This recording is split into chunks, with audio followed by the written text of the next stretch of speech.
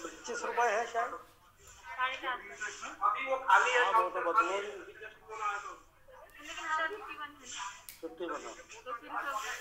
तो सर ये इन लोगों का रोल नंबर 1 2 3 शुरुआती का है, 1 2 3 4 है। तो आप लोग रुक जाओ, अभी इधर का हो जाएगा फिर भर देना जाएगा, ठीक है? हाँ सर के बाद वाले एक काम करो, के बाद काउंटर खाली अरे वो बोल दिया था, वो काउंटर खाली है ना। अरे ये सब पहुंच गए ना सर, ये सब लड़के जा रहे हैं ना। अच्छा वो वाले हाँ वो जा रहे हैं ना सर। ये 15 रोल नंबर तक के लोग यहाँ रुक जाए। हाँ ठीक है, अभी शुरू हो जाए। ये रोल नंबर 15 तक के अभी यहाँ रुक जाए। बकाया के लोग जिन्होंने भी किसी ने पैसा जमा नहीं किया अभी इसका मैच का, अपना पैसा जमा करके आ जाओ। चलो आज तक का पैसा जमा कर दो, 27 तक का मैच का। हाँ खाने का कार्ड से भी जमा हो जाता और जल्दी आना, वहां से जल्दी आते जाना, ठीक है? 1 से 15 तक यहाँ रुक जाओ अभी, और इनका जब इधर हो जाएगा फिर पैसा जमा कर देना, आप ट्रैफिक का जाना।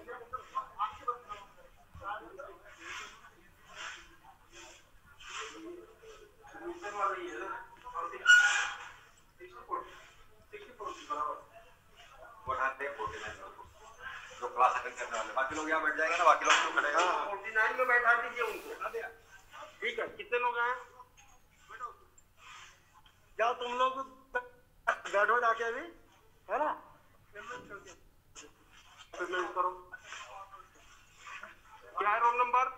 23। हाँ 15 तक के यार जाओ, वहाँ भेजना है आधे लोगों को। वहाँ भेज दिया, उधर भेज दिया। तो उनको भी मैसेज डालिए ना सर। हाँ कि लास्ट वाले जो होंगे 35 के बाद वो यहाँ पर करते जाए। शुभम 5-5 मिनट।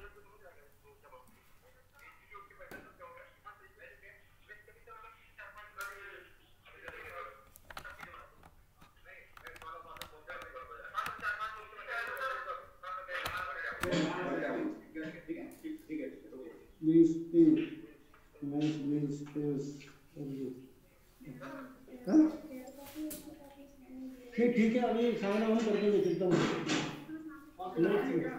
लेके आए हैं आप। ही तो नाम लिखा ना, अपना नाम लिखा, पूरा कोड नंबर। हाँ सर यहाँ पे देखेंगे, ठीक है? साइन में कर दूंगा, बाद में कर दूंगा, कल कर दूंगा, जो भी मैं क्या करूँगा।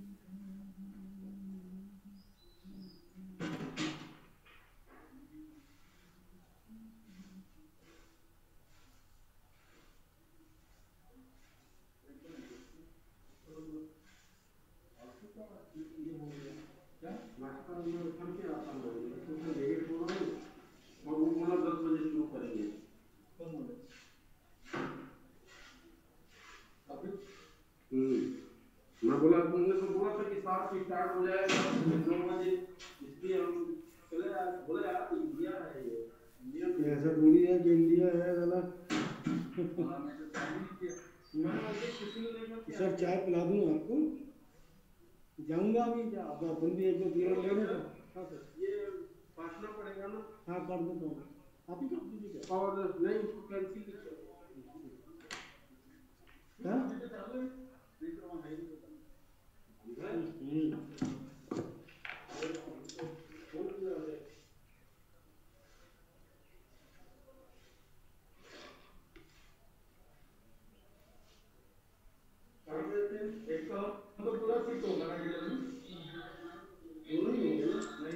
इसमें 3 लड़के ले जाएंगे, उनका हो चुका है।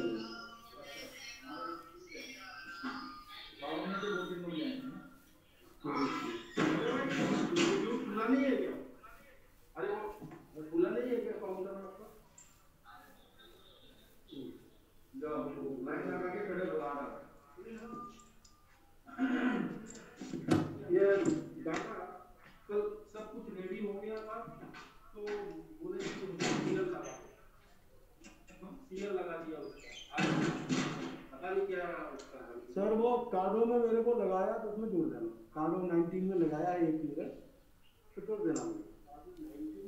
एक पीरियड लगाया खत्म नहीं होगा। हाँ सॉरी आइडिया 19।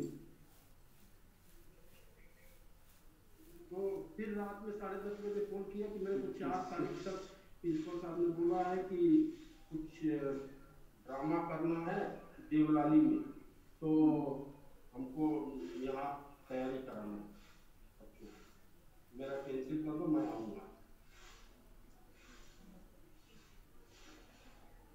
पीरियड नहीं लगे, पीरियड आज तो वैसे भी उसकी सीएल लगी थी ना।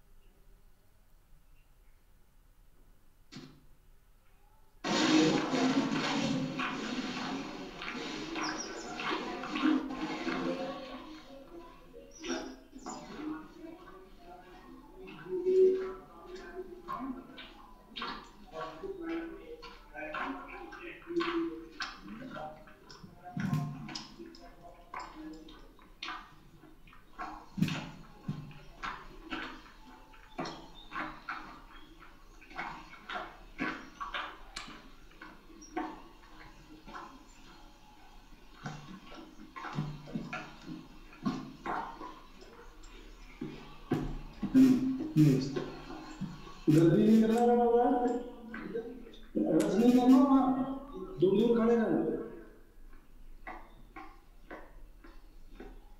देखिए जिन लोगों ने अपने रोल नंबर के अपने नाम के पहले रोल नंबर नहीं लिखा है, ठीक है, इस ग्रुप में वो अपना रोल नंबर लिख लें।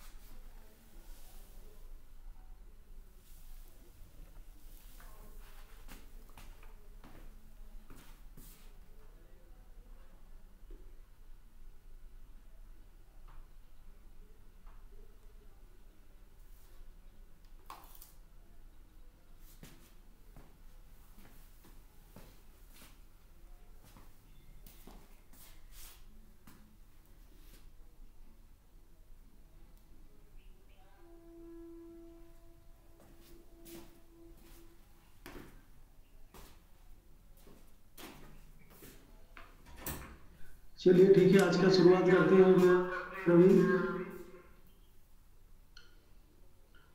भारत सरकार, रेल मंत्रालय, गृह मंत्रालय और राज्य सरकार के द्वारा कोविड-19 के संदर्भ में जो निर्देश दिए गए हैं उनका पालन करिए, मास्क लगाइए, सोशल डिस्टेंसिंग मेंटेन करिए, हाथों को धुलिए, आप स्वयं में स्वस्थ रहिए और अपने साथियों को भी स्वस्थ रखिए। कुछ लोग क्या डबल मोसी यूज कर रहे हैं।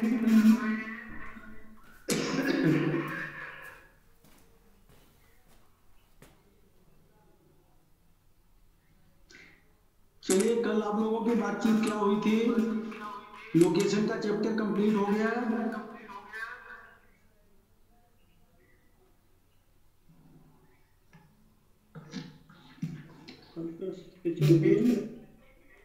हाँ फ्यूज के बारे में फ्यूज के हाँ फ्यूज के बारे में बता दिया।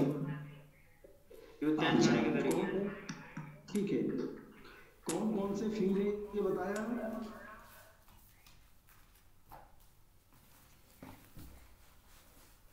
लोकेशन मेरा कंप्लीट हो गया ना। कैब में लगा सामान बता दिया होगा सर ने, राजपूत सर ने बताया। जी सर। पीछे में लगा हुआ सामान, कैब के पीछे लगा हुआ सामान, अंदर ट्रक में लगा सामान सर। ठीक है, पीछे का थोड़ा बहुत बताया सर, पूरी डिटेल में नहीं बताया, एक एक नहीं बताया सर, कुछ कुछ बताया। अंदर ट्रक में नहीं बताया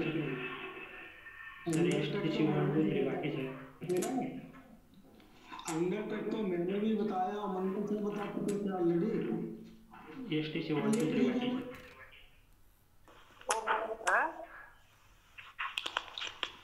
चलिए चलिए ठीक, कोई बात नहीं, मैं बता देता हूँ। ओके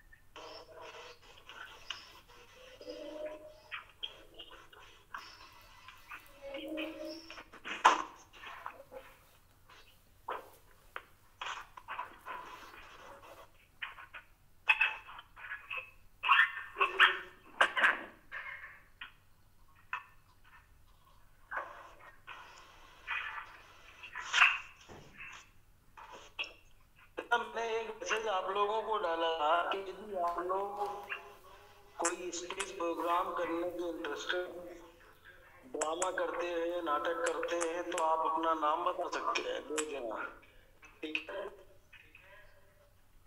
उसके जीएम सर का प्रोग्राम रहेगा, उसमें आपको प्रोग्राम करना है। अगर किसी को इंटरेस्ट है, ठीक है, 1 2 3 4 लोग तो बता देगा।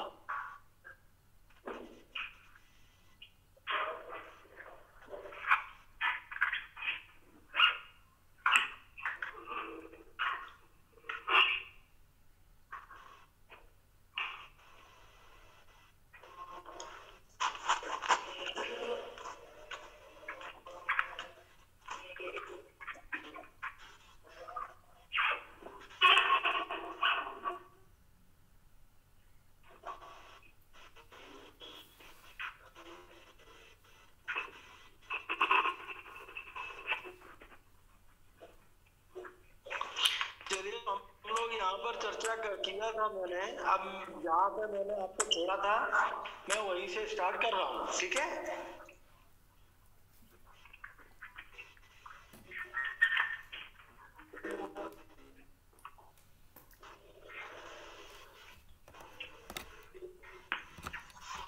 अंडर ट्रक में लगा हुआ सामान सुनिश्चित करें कि सभी पाइपों को ठीक से जोड़ा गया है तथा उन्हें रेल को कूद में रखा गया है। कौन से पाइप? तो सैंड पाइप। उस दिन मैंने इस पर भी चर्चा किया था।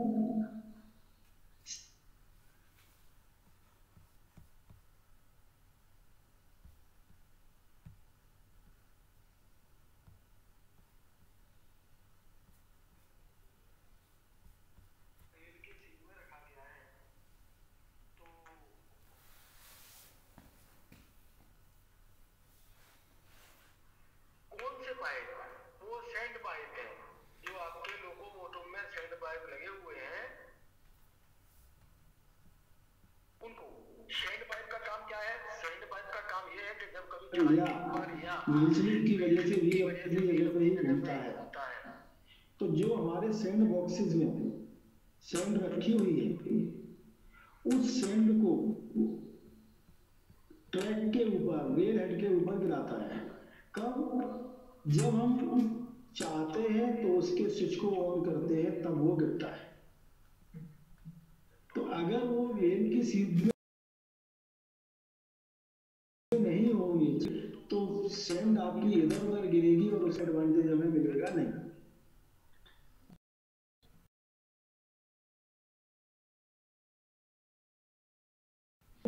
इस चीज को आपको देखना है, और वो भी सूखी है। ठीक है, रेती भरी है और सूखी है, क्योंकि अगर गीली होगी तो वो गिरेगी नहीं। दूसरा वीई ऐसे आप आगे पढ़ेंगे। वीई ऐसे यानी सैंडल्स के बाल में उनके पॉक खुले होने चाहिए, अदरवाइज क्या होगा, अगर पॉक नहीं खुला होगा तो वो बाल एनर्जाइज नहीं होगा। एनर्जाइज नहीं होगा तो सैंड आपकी गिरेगी नहीं। बॉडी तथा बोगी के बीच में फ्लेक्सिबल शंट सही तरीके से लगे हैं। फ्लेक्सिबल शंट का मतलब क्या हो गया? एक तरीके से ये कंटिन्यूटी बनाए रखने के लिए है। कैसी कंटिन्यूटी? इन केस अगर कोई ओएचई का वायर टूट के लोगों पे गिर जाए, कम से कम आपके लोगों के थ्रू सप्लाई पूरी जो है ग्राउंड हो जाए। एक आपका जो ट्रांसफार्मर है, ट्रांसफार्मर नॉर्मली ऐसा होता नहीं है, क्योंकि वो इस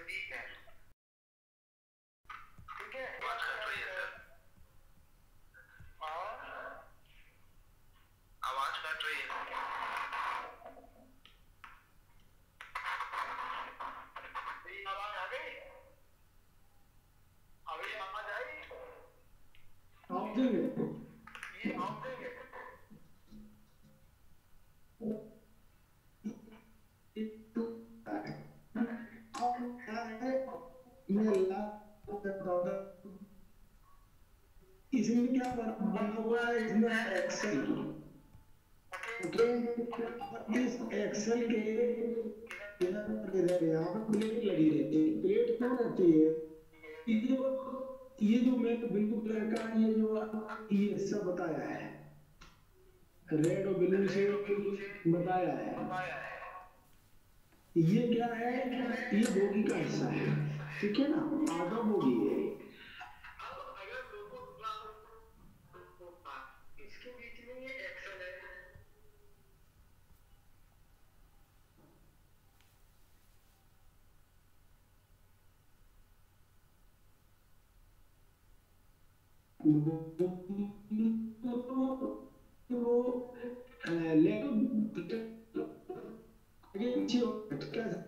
मारेगा तो क्या होगा कि जब झटका मारेगा तो ये बोगी के पूरे पार्ट में यहाँ पर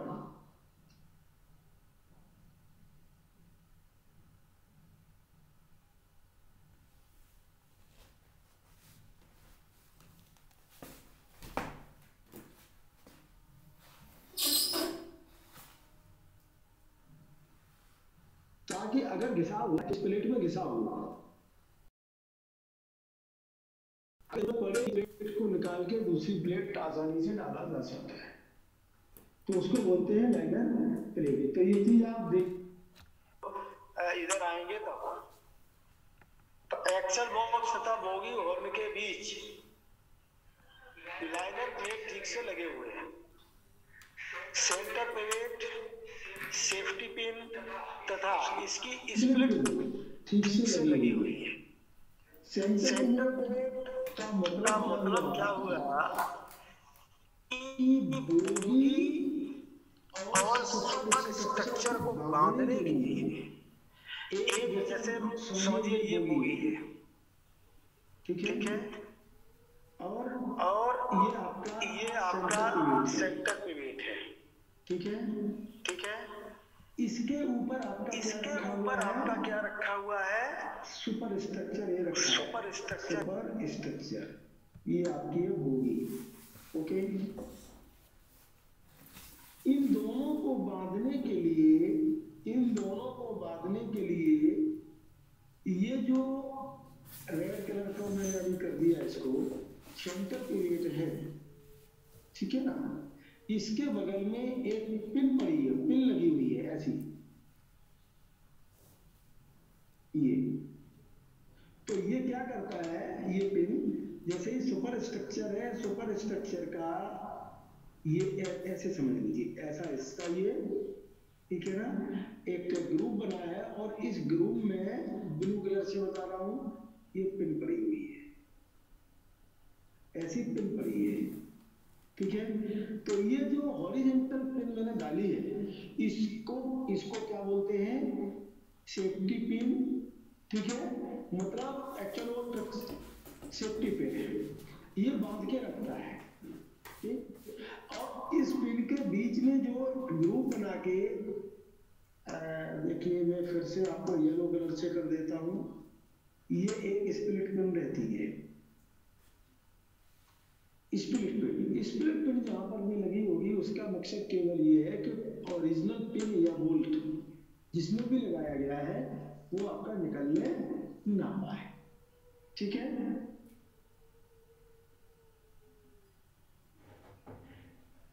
equalising beam, helical spring, bogie frame तथा अन्य सहायक उपकरणों में किसी प्रकार की दरार या असमानताएं नहीं है। मतलब क्या हुआ कि कोई ब्रेकेज क्रैक्स नहीं है, क्यों, क्योंकि अगर क्रैक होगा तो जब आपका लोको चलेगा तो उसके क्रैक बढ़ेंगे और क्रैक बढ़ेगा तो गाड़ी आपकी कभी भी डिरेल हो सकती है।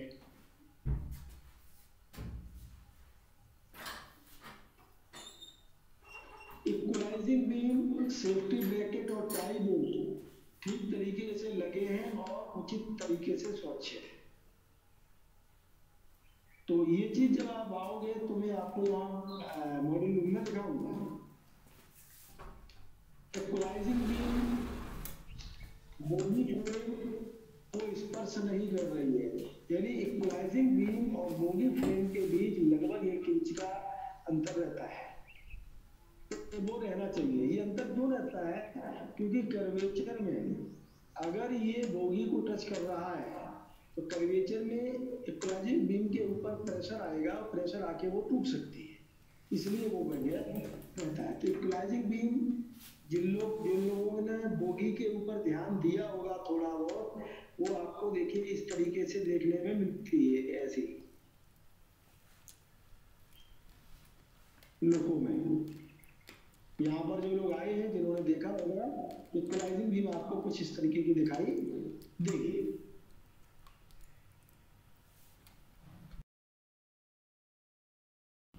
इंटरपेलेट तथा साइड लोड बैरल्स में तेल का स्तर साइफनिंग होल से ऊपर है। मतलब यहाँ पर हमको तेल देखने की बात की गई है। क्या देखने की बात की है? ऑयल। ऑयल कहाँ पर? देखिए अंडर ट्रक में अभी दो चीजें यहाँ पर आपको बता दिया है। पूरे लोगों में अंडर ट्रक में सेंटर पिविट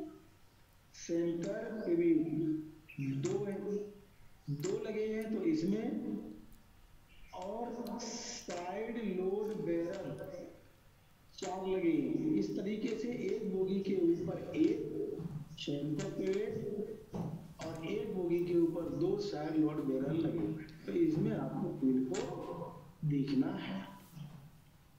बता देंगे कैसे देखा जाता है, क्या है। एयर डक्ट अपने स्थान से हटे नहीं है। एयर डक्ट कौन से? ट्रैक्शन मोटर को जब हम करंट देते हैं तो वो गर्म होती है। गर्म होती है तो उसको ठंडा करने के लिए हवा हम भेजते हैं। हवा जो भेजी जाती है वो ब्लोअर से भेजी जाती है। तो ब्लोअर और ट्रैक्शन मोटर के बीच का जो रास्ता है, उनके बीच में एयर डक्ट लगाई गई है। मतलब डक्ट बोले तो एक तरीके से आपका जैसे पाइप रहता है ना, वैसा थोड़ा सा वो लगाई गई है। तो वो लगे होने से क्या होगा कि हवा आपकी बाहर नहीं निकलेगी, ब्लोअर की हवा सीधे ट्रैक्शन मोटर के अंदर जाएगी। तो ये फटे नहीं होने चाहिए, अपनी जगह पर बराबर लगे होने चाहिए। इस चीज को देखना है। सभी ब्रेक सिलेंडर को सुरक्षित करने वाले bolt, slack adjuster, brake shoe, brake पुल्लो, J bracket, tie bar assembly और अन्य रिबिन को उचित तरीके से लगाया गया है। तो जब आप यहाँ आओगे तो मैं आपको बताऊंगा। नमी को ड्रेन कर दिया गया है और सभी ड्रेन कॉर्ड बंद है। नमी को ड्रेन कर दिया गया है और सभी ड्रेन कॉर्ड बंद है। अब नमी कहाँ कहाँ हो सकती है? जहाँ पर हवा का प्रेशर होगा वहाँ नमी होगी। क्यों? जब हवा वैसे भी हवा ठंडी है और अगर कंडेंस होगी तो उसमें पानी बनेगा और उसको निकालना जरूरी है। क्योंकि अगर उसको नहीं निकाला तो जो आपके उपकरण लगे हैं और उनमें जंग लग जाएगी, वो खराब हो सकती है। फिर दोनों बोगी के ब्रेक सिलेंडर कटआउट को खुली अवस्था में है। आपको आगे जब हम ब्रेक सिस्टम पढ़ाएंगे तब दोनों बोगी के ब्रेक सिलेंडर कटआउट को खुली। इसमें ध्यान रखने की बात थोड़ी सी ये रहेगी कि बोगी नंबर 1 का जो कटआउट है वो बोगी नंबर 2 के नीचे रहेगा और बोगी नंबर 2 का जो कटआउट है वो बोगी नंबर 1 के नीचे रहेगा। एमआर सेफ्टी वाल्व यदि है, सेफ्टी वाल्व का कॉक यदि है तो वो खुला होना चाहिए। इसी तरीके से ऑटो ड्रेन वाल्व का यदि कॉक है तो वो खुला हुआ होना चाहिए। एयर ड्रायर नॉर्मल वर्किंग में है, ये चीज आपको देखना है। कैब 1 और 2 के सामने की चर्चा में ऑलरेडी कर चुका हूं।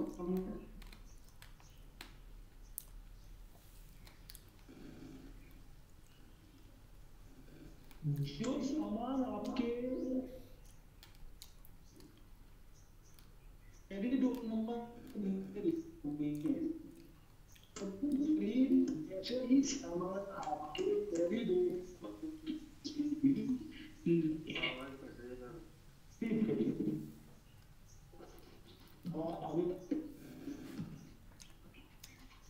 नहीं सर।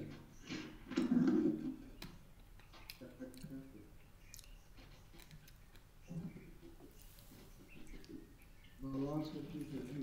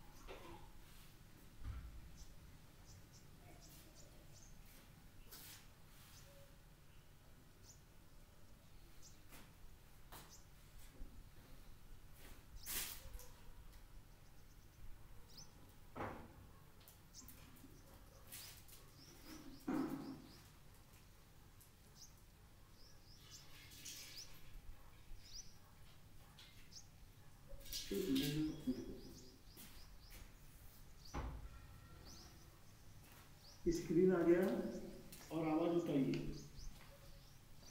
आवाज आ रही क्या? जी सर आ रही है। ठीक है, स्क्रीन भी आ रही है? Yes sir. जी सर। ओके, चलिए अब देखते हैं कि कैरिडोर नंबर 2 के नीचे लगा सामान। जैसा कि अभी मैंने बताया था, करीब करीब सभी नहीं लेकिन कई एक सामान ऐसे हैं जो कैरिडोर नंबर 1 के नीचे लगे हैं, वैसे ही कैरिडोर नंबर 2 के नीचे भी लगे।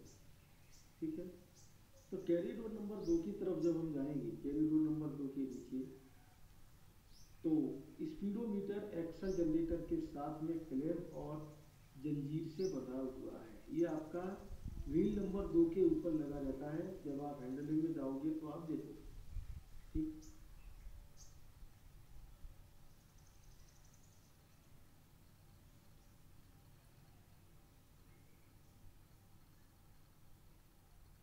Six KG feed valve, 6 KG feed valve का आइसोलेटेड कॉर्ड जो है वो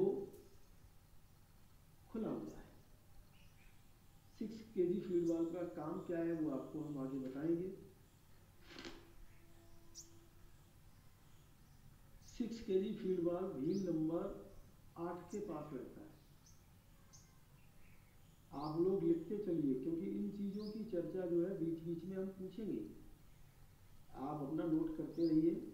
तो व्हील नंबर 8 के पास 6 केजी फीड वाल्व और व्हील नंबर 6 के पास 8 KG feed valve, 8 KG feed valve लगा है। रिवर्स, इस चीज़ को ध्यान रखें। एक बार 6 केजी फीड वाल्व, ये व्हील नंबर 8 के पास है। 8 KG feed valve wheel number 6 के पास।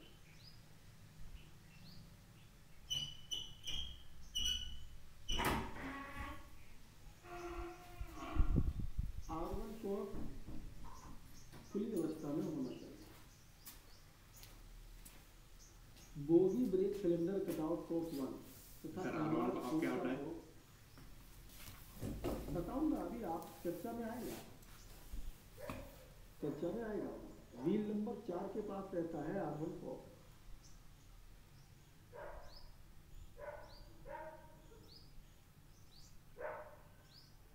बोगी कटआउट कॉक, बोगी 2 का कटआउट कॉक जो है, बोगी 1 का कटआउट कॉक जो है वो खुला हुआ है और MR4 का कॉक खुला है। इस चीज को आपको देखना है।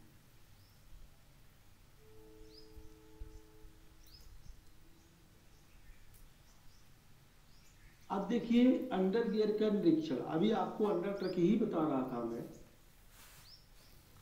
लेकिन ये चीज कैसा है, ये चीज जो हम देखते हैं वो एक्चुअल देखते हैं जब लोको आपका ट्रैक के ऊपर बाहर की तरफ है, यानी पिट पर नहीं है। पिट बोले तो गड्ढा। तो जहां मेंटेनेंस स्टाफ काम करता है वर्कशॉप या शेड में, वहां पर पिट रखा है, पिट बना हुआ है, गड्ढा बना हुआ है। पिट बोले तो आप लोग मॉडल रूम में आए हैं अभी, और आपने देखा होगा कि एक बड़ा सा शेड, ऊंचा सा शेड बना है, उसके नीचे एक ट्रैक बना है और वो गड्ढा है लंबा सा, देखा है ना? क्यों भाई? Yes sir. जी सर, जी सर। हाँ। तो अगर उसके ऊपर लोगों को खड़ा कर दिया जाए, ठीक है, तो आप किसी एंड से उसके नीचे उतर के आप अच्छे से चेक कर सकते हैं कंडक्टर को, है ना? तो अगर ऐसी स्थिति है कि आप वर्कशॉप या शेड में हैं, तो आपको और क्या क्या देखा जा सकता है इसके अलावा? तो सीवीसी इनर बोल्ट को उचित तौर पर सुरक्षित किया गया है। सेंट्रल बफर कपलर जो है वो सही तरीके से उसके बोल्ट लगे हैं, बराबर है। क्यों? होता क्या है कि जैसे ये आपका फ्रंट है लोगों का, बराबर है, सीवी की इस तरीके से आती है,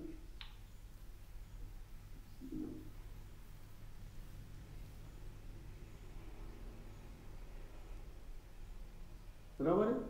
ये सीवीसी इस तरीके से आती है। यहां पर एक होल है, इस होल में आपका स्क्रू कपलिंग पड़ा रहता है, बराबर है। लेकिन ये सीवीसी जो फिट है वो तो कहीं ना कहीं फिट होगी, तो उसके लिए ये जो लोगों का मैंने बताया, इसका जो पिछला हिस्सा है इसको यहां पर इस तरीके से नट बोल्ट से कसा गया है, बराबर है, इससे को कसा गया है। तो हमें ये देखना है कि ये हमारे जो बोल्ट है ये वाले, ये बराबर कसे हैं या नहीं। यद्यपि इनको हम नीचे से भी देख सकते हैं, अगर पिट पर नहीं भी है तो भी हम देख सकते हैं कुछ हद तक, बस ये है उसके लिए थोड़ा झुकना ज्यादा पड़ता है।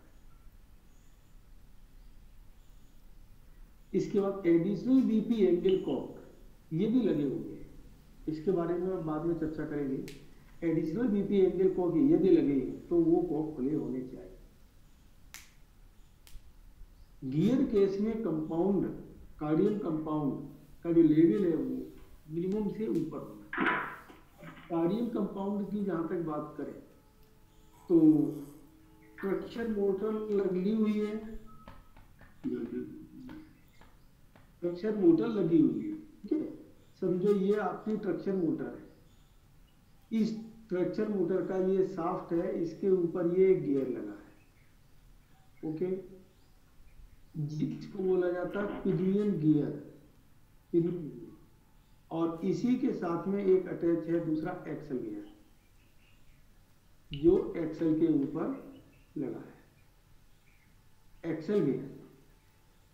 तो जब मोटर आपकी घूमेगी तो एक्सल भी घूमेगा, एक्सल घूमेगा तो गियर घूमेगा, और पिनियन गियर यानी ये दोनों गियर जब घूमेंगे एक दूसरे के फंसे हुए तो क्या होगा, इनमें गर्मी पैदा होगी, लुब्रिकेशन की यहाँ आवश्यकता पड़ेगी।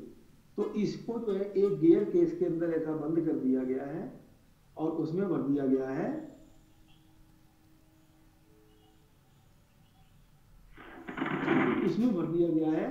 कार्डियम कंपाउंड, ठीक है। उस कार्डियम कंपाउंड को हमें देखना है। Traction motor axle cap bolt कस दिए गए हैं, तो एक्सल के ऊपर ट्रैक्शन मोटर को जो है हैंग किया गया है, हैंग किया गया है तो वो बराबर टाइट है कि नहीं है, इस चीज को देखना है। सभी गियर केस फिक्सिंग बोल्ट सही तरीके से लगे, तो गियर केस और ट्रैक्शन मोटर के बीच में जो प्लेट लगी हुई है वो उसको नट बोल्ट से कटा गया है, तो वो बराबर है या नहीं है, इस चीज को देखना है। बोगी और सुपर स्ट्रक्चर के बीच अर्थिंग केबल लगाए गए हैं, उन्हें कस दिया गया है, इसकी चर्चा हम पहले भी कर चुके हैं। वो सही है, देख लेना है। ट्रैक्शन मोटर इंस्ट्रक्शन कवर और टर्मिनल बॉक्स सही तरीके से सुरक्षित है, उसको हमें देख लेना। ट्रैक्शन मोटर केबल को लकड़ी की क्लीट में उचित तरीके से सुरक्षित किया गया है। लकड़ी की क्लीट बोले तो क्या, एक्चुअल सप्लाई ट्रैक्शन मोटर को आपके सुपर स्टेशन ऊपर से आई हुई है नीचे, तो उस केबल को रगड़ने से बचाने के लिए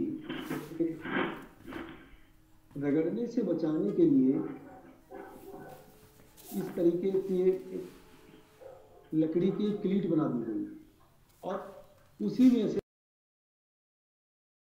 ये केबल, ताकि जब लोको चले तो चलने के बाद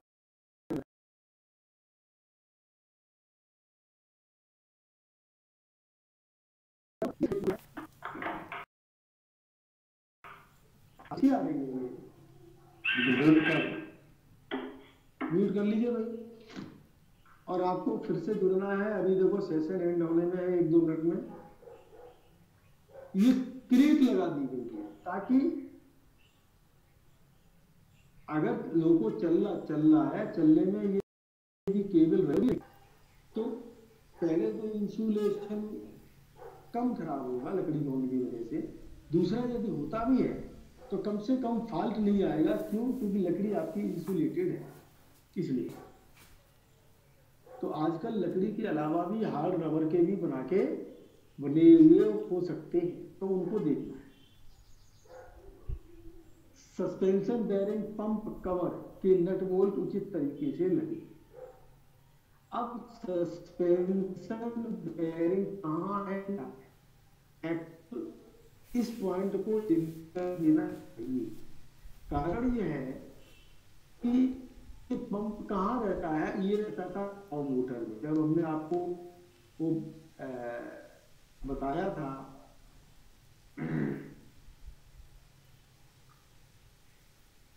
जब मैं आपको बता रहा था इसको जनरल टाटास को, तब मैंने टाइप ऑफ ट्रैक्शन मोटर की चर्चा की थी। तो टाइप ऑफ ट्रैक्शन मोटर में अगर आप देखेंगे तो टाउ मोटर भी थी, लेकिन आजकल टाउ मोटर हटा दी गई है।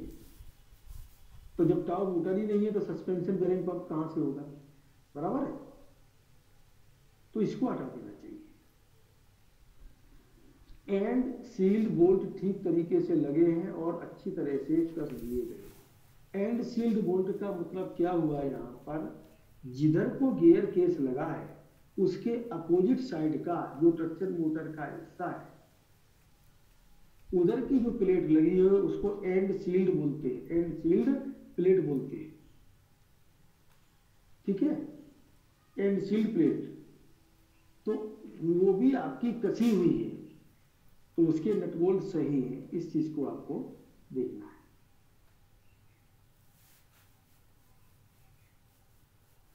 Timer, slack adjuster, brake, safety bracket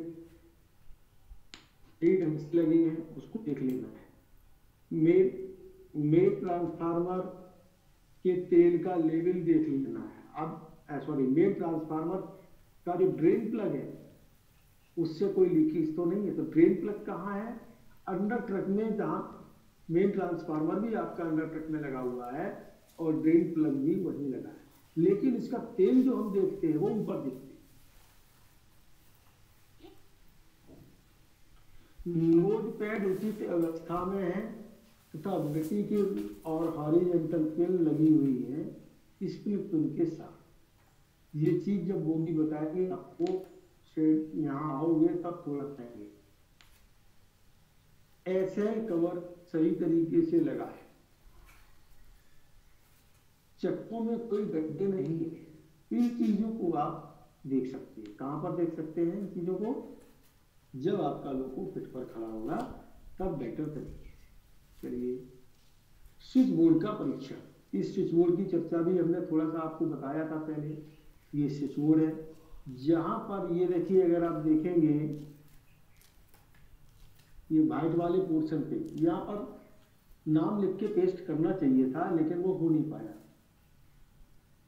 ठीक है, तो स्विच बोर्ड आपको यहाँ मॉड्यूल रूम में भी देखने को मिल जाएगा, आपको दिखा देंगे। अब स्विच बोर्ड पर क्या क्या लगा हुआ है? बैटरी का मेन स्विच लगा है HBA, ठीक है। उसको ऑन करके बैटरी का वोल्टेज हम चेक कर सकते हैं, जो कम से कम 85 वोल्ट होना चाहिए।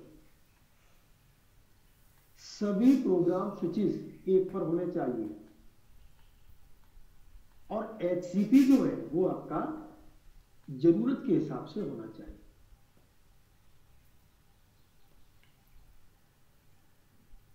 जो होबा है, होबा आपका ऑन होना चाहिए। एडिशनल फ्यूज और ECC, एडिशनल फ्यूज की जांच ECC पर करें। यहाँ EEC लिखा हुआ है, इसको आप ECC कर लीजिए। इसको क्या बोला जाता है? ECC को फ्यूज एग्जामिनर, ये CC बोले तो फ्यूज और E बोले तो एग्जामिनर। तो फ्यूज एग्जामिनर या फ्यूज टेस्टर भी बोलते हैं।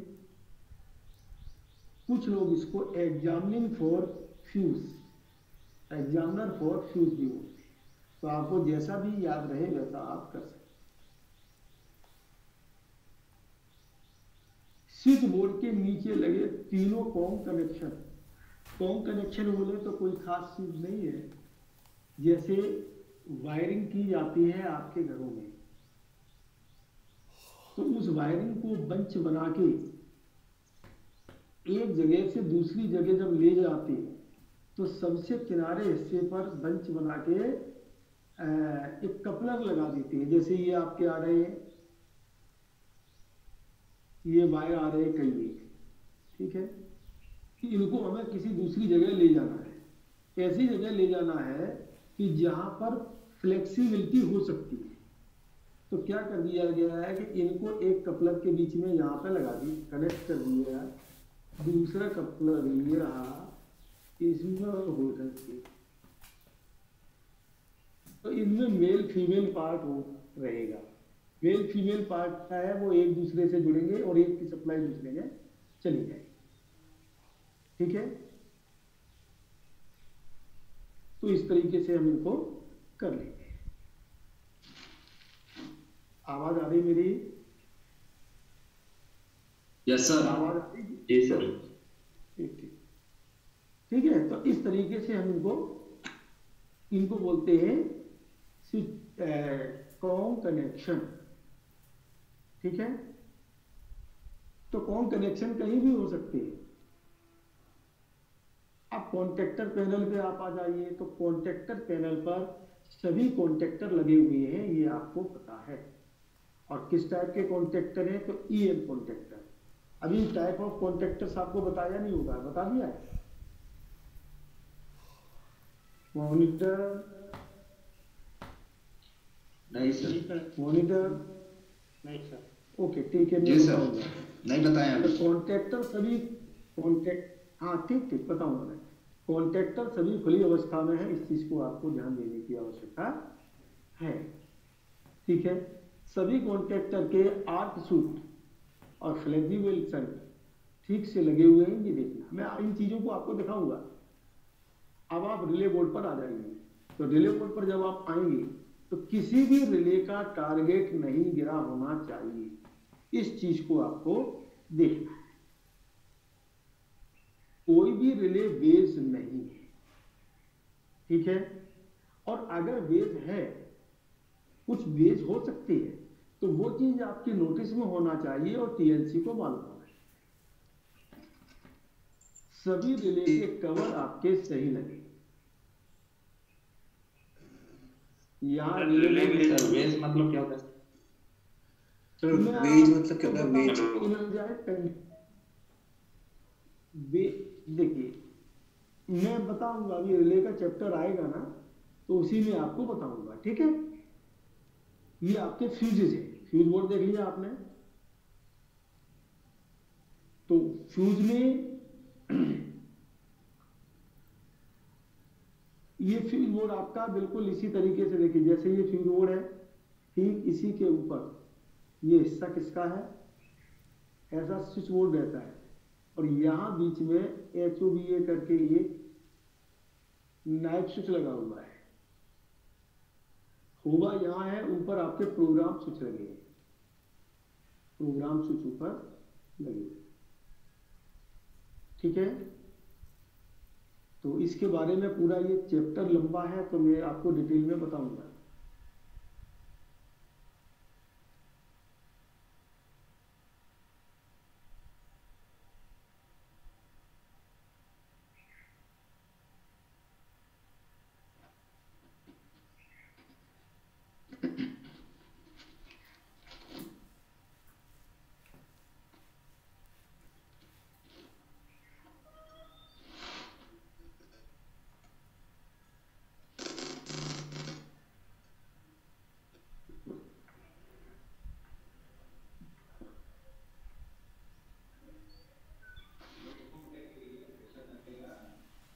कितने बजे ये सेशन एंड होने के बाद?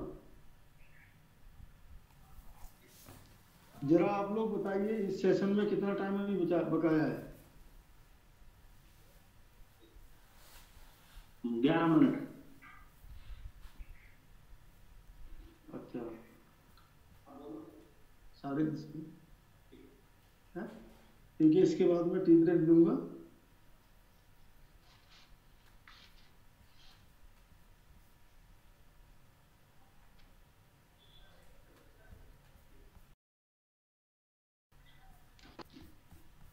तो ये फ्यूजेस लगे हुए, ठीक है।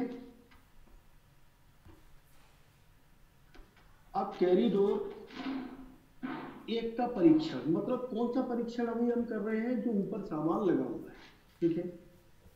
कैरिडोर नंबर 1 में ऊपर जाके कहाँ? सुपर स्ट्रक्चर में, वहां पर।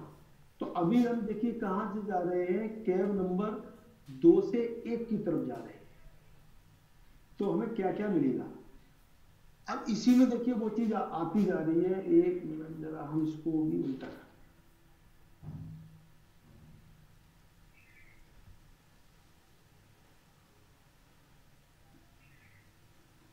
कैब नंबर 1 के पीछे भी देखिए ये सामान लगा हुआ है। कैब नंबर 1 के पीछे क्या क्या लगा है? देखिए जैसे एमसीपी,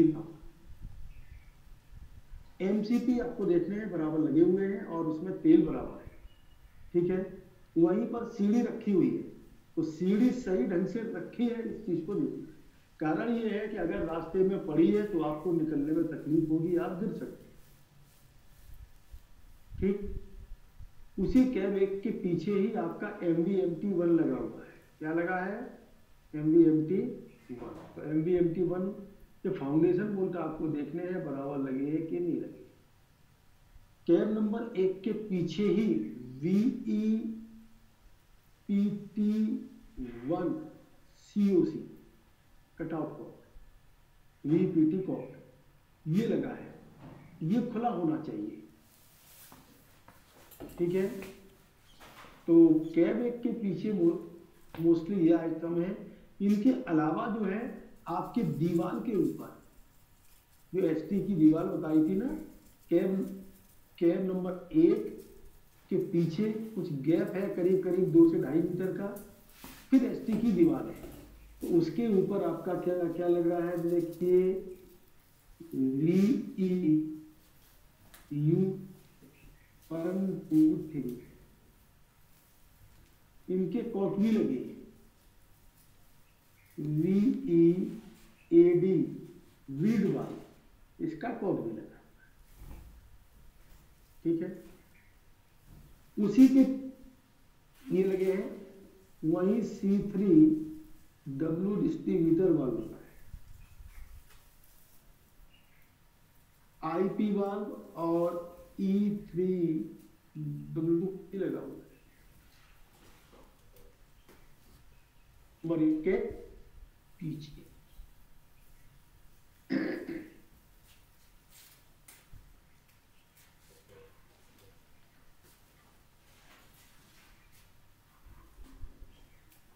चले आगे, मॉनिटर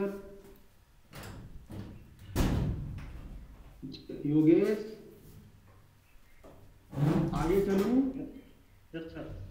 ये कैब नंबर कितने जाना मतलब क्या है? Yes sir. आप अपने डायरी में नोट करते रहिए।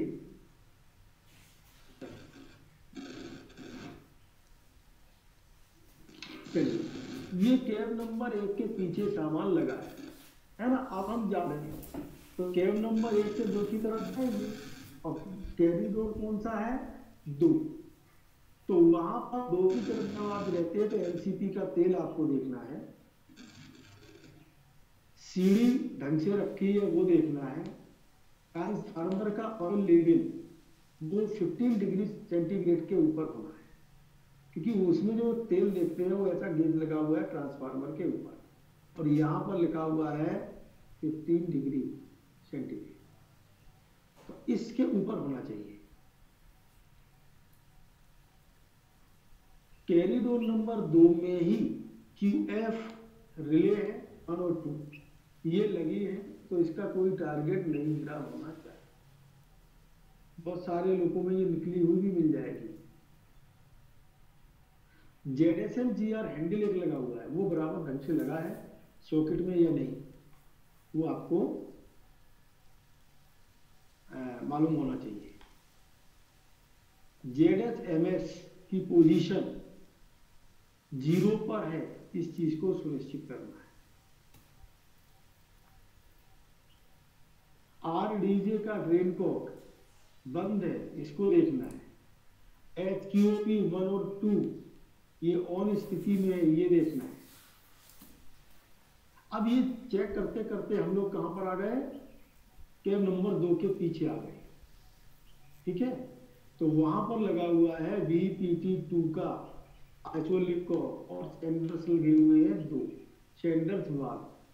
थोड़ी देर पहले जो हम सेंडर्स की बात कर रहे थे ना, तो यही सेंडर्स वाल्व, इनके कॉक खुले होने चाहिए और कैब 2 के पीछे तक आ चुके हैं। सर आवाज नहीं आ रहा, इसलिए वही आर्मो लगा है।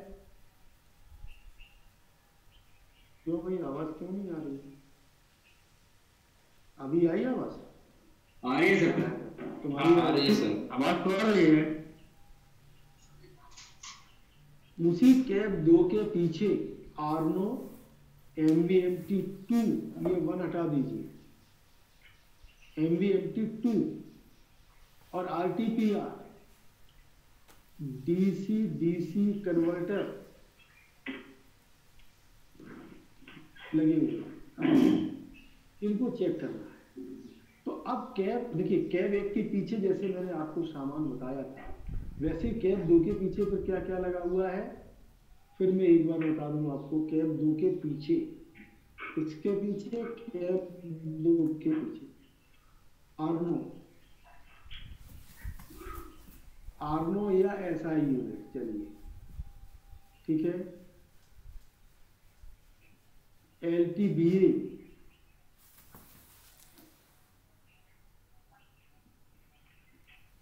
R118 C118 CHBA MVMT2 और उसकी रिले QVMT2 दीवार के ऊपर VPT2 और कॉक उसका VESA 3 नंबर का और 4 नंबर का और कॉक उसका, और नीचे आपका लगा हुआ है देखिए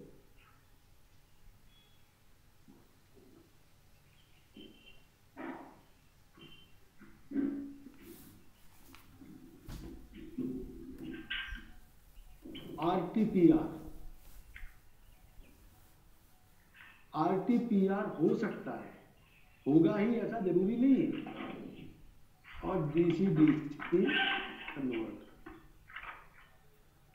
ये आइटम आपके लगे, ठीक है।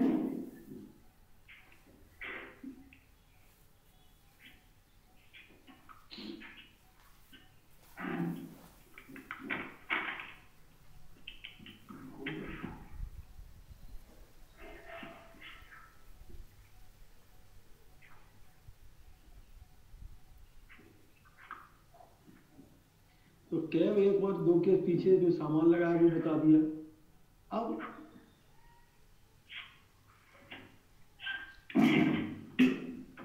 जीआर का तेल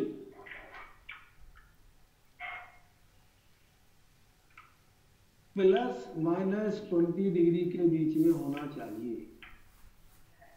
+-20 डिग्री जनरल में आइडिया आपको दे देता हूँ थोड़ा सा। ऐसा गोल गोल जीआर बना रहता है, ठीक है। इसमें तेल भरा रहता है। क्या भरा रहता है? तेल। तेल का लेवल लगभग इतना होता है। इसी के बगल में पास में ही यहाँ पर एक गेज लगा हुआ है, इसका तेल लिखने के लिए। और लगभग इस जगह पर जहाँ पूरा तेल जब रहता है, 0 का निशान, ऊपर की तरफ प्लस, नीचे की तरफ माइनस। तो 20, 40, 60, 80 ऐसे नंबर लगे हैं। 20, 40, 60 ऐसे नीचे की तरफ लगे, ठीक है। नीचे की तरफ केवल इतना है -20, ऊपर +20, 40, 60। तो जो बोला गया है कि प्लस और -20 के बीच, मतलब ये 0 निशान है, तो 0 पर होना चाहिए। अब ये बोल सकते जीआर का ऑयल लेवल। चलिए, तो ये चीज आपकी हो गई है। अभी तक जो मैंने जितना भी बताया है लोकेशन में, इसमें किसी को कोई प्रॉब्लम है आप बताइए।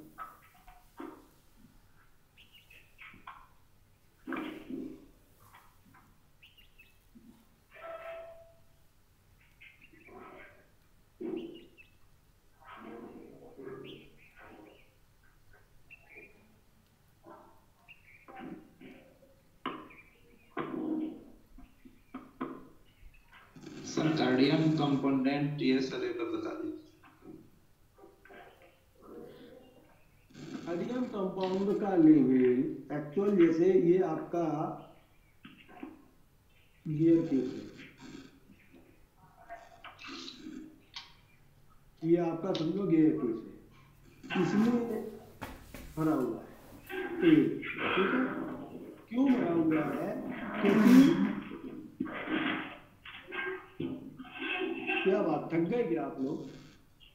आप लोग थक गए क्या?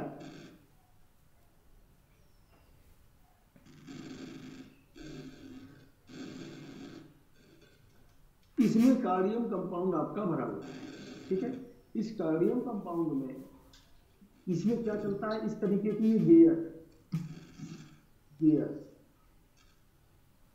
तो गियर में, हाँ सर, किसी को बोलने की जरूरत नहीं, अपनी दोनों चलेंगे डायरेक्ट ना। हाँ ठीक है। तो कार्डियम कंपाउंड, जरा देखो कितना टाइम बचा है अभी।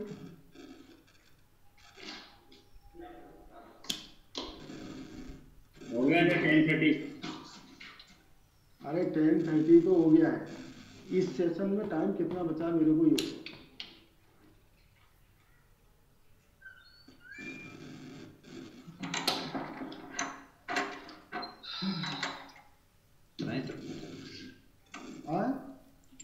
इनको टाइम लिमिट नहीं है।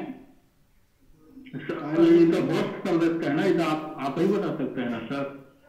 नहीं, उसमें देखो दिख जाता है ना, नहीं दिख रहा है हम लोग को। टाइम लिमिट नहीं है अभी। टाइम लिमिट खत्म हो गया।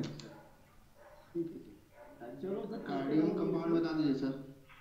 हाँ, तो कार्डियम कंपाउंड एक्चुअल क्या है? जैसे ग्रीस रहती है ना आपकी, यस सर, आप लुब्रिकेट के लिए, लुब्रिकेशन के लिए आप लोग ग्रीस डालते हैं ना, तो वैसे ही यहाँ पर कार्डियम कंपाउंड है, ठीक है जी। तो वो क्या काम करता है कि आपका पिनियन गियर, यानी 2 गियर के बीच में लुब्रिकेशन का काम करता है, ठीक है। और किसी का कोई सवाल? सर आपने एयर बोल्ट के बारे में बताया था। हाँ, एयर बोल्ट जिधर गियर केस लगाया था उसके अपोजिट में, अपोजिट भाई देखिए, आपका होता है, ठीक है। ट्रैक्शन मोटर के दो साइड होंगे भाई, आर्मेचर तो उसमें लगा हुआ है रोटर, रोटर के दो एंड होंगे कि नहीं होंगे, है ना। अब दो तो उनको बेरिंग के ऊपर रखा गया है, बेरिंग में रखा, बराबर है। अब उसको कवर करना पड़ेगा कि नहीं करना पड़ेगा, तो बस उसको कवर किया हुआ है जिसके द्वारा वो एंड शील्ड कवर है, और जिनको नेट बोल्ट से जिनसे टर्क किया उनको एंड शील्ड बोल्ट बोलते हैं। और सर फीड वाल्व का क्या होता है, 6 kg पर सेंटीमीटर स्क्वायर प्रेशर होता है, तो वो बीपी का जल्दी में देने के लिए होता है प्रेशर, उसको कंट्रोल करके रखते हैं, ऐसा है। हाँ, वो आपको CMW वाले सब ज़्यादा बताएंगे। हमारे पास जो है, हाँ बात सही है, लोड को रिलीज करने के लिए जब हम ब्रेक को रिलीज करते हैं तो जल्दी से ब्रेक रिलीज हो जाए, उस पर्पस के लिए, ठीक है। Thank you. ओके, और किसी का कोई सवाल भाई पूछ लीजिए।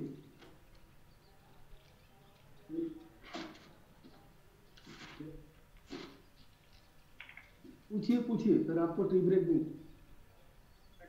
और सोशल डिस्टेंसिंग वगैरह सब मेंटेन करके रखिएगा।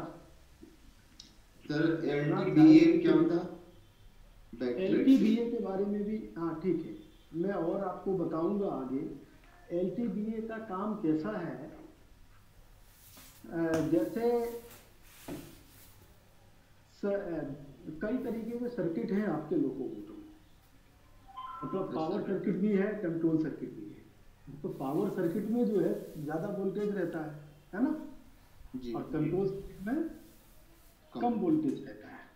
तो अगर कभी ज़्यादा वोल्टेज और कम वोल्टेज का शॉर्ट सर्किट हो जाए, तो जो लोअर वोल्टेज वाला है सर्किट वो डैमेज हो जाएगा जी। क्यों? उसको बचाने के लिए LTBA दिया गया है कि यदि ऐसा होता है कभी, तो जो एक्स्ट्रा वोल्टेज है यानी उसको वो लोगों को अर्थ कर देता है। Yes sir.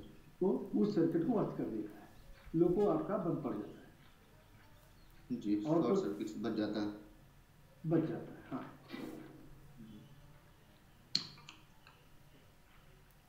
और किसी का कोई सवाल? क्यों भाई, कौन किसने पूछा अभी ये सवाल? LTBA किसने पूछा? सर शिवशंकर प्रसाद 27 नंबर वाला।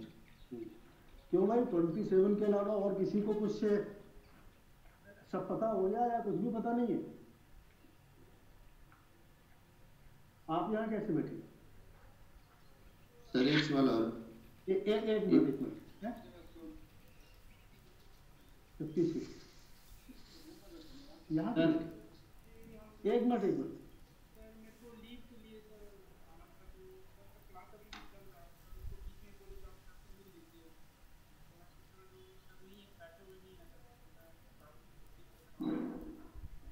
तो लीव काय के लिए चाहिए?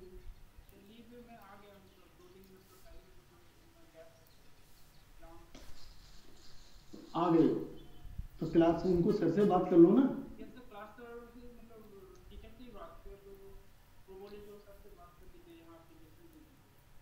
तो एप्लीकेशन दे के चले जाओ, क्लास अपना अटेंड करो, नुकसान क्यों करो?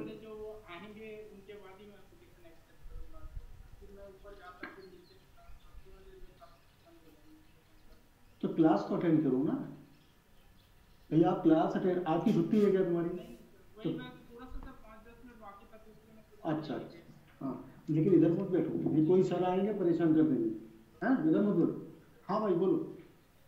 सर सेफ्टी ब्रैकेट जो होता है, इक्वलाइजिंग बीम तो समझ में आ रहा है, इक्वलाइजिंग बीम और टाई बोल्ट तो समझ में आ रहा है। तो सर जो बॉगी हॉर्न होता है और इक्वलाइजिंग बीम होता है, उसको उसके नीचे में जो होता है उसी को सेफ्टी ब्रैकेट बोलते हैं क्या? नीचे से उसके नीचे, जैसे आप अंग्रेजी में जे लिखते हैं, इंग्लिश का जे लिखते हैं? Yes sir. तो बस जो जे आप लिखते हैं इंग्लिश का, है ना, उसी तरीके का ब्रैकेट होता है। और वो क्या करके रखता है, वो इक्वलाइजिंग बीम को पकड़ के रखते जो पकड़ के रखते हैं, वो बोगी हॉर्न में कनेक्ट रहता है। हैं, वो इक्वलाइजिंग बीम और बोगी के बीच में बेंड रहता है। जी ठीक है सर, थैंक यू सर। हाँ बोलो सर एक बोगी की एलटीबी का फुल फॉर्म क्या है? एलटीबी का फुल फॉर्म क्या होगा सर? बैटरी सब रजिस्टर, ये तो आपकी किताब में पूरा दिया है, आप पढ़िए ना उसमें। सर हाँ सर एक बोगी के लिए ट्रैक्शन मोटर कितने की होती है? 3 इस लोगों में 6 बताया था जब मैं, पूरे लोग में 6 ना? हाँ पूरे लोगों में 6। ओके जी सर। प्रत्येक एक्सेल पर एक एक ट्रैक्शन मोटर होता है। हाँ हाँ हाँ सर TPN 1 2 3 एक बार बता देना सर। अरे उसमें सामान रखा हुआ है, उसमें क्या बताना है? सर हाँ क्यूबीएमटी क्या चीज? क्यूबीएमटी क्यूबीएमटी में बताऊंगा अभी, आप बताऊंगा। रिले है ना सर?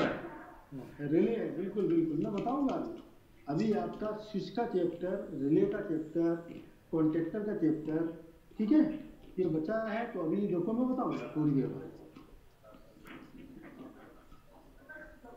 चलिए ठीक है, मैं आपका इस सेशन को एंड करता हूँ, ठीक है सर। इस सेशन को एंड करता हूँ। टी ब्रेक के बाद में आप लोग जो है फिर से जुड़ जाएंगे।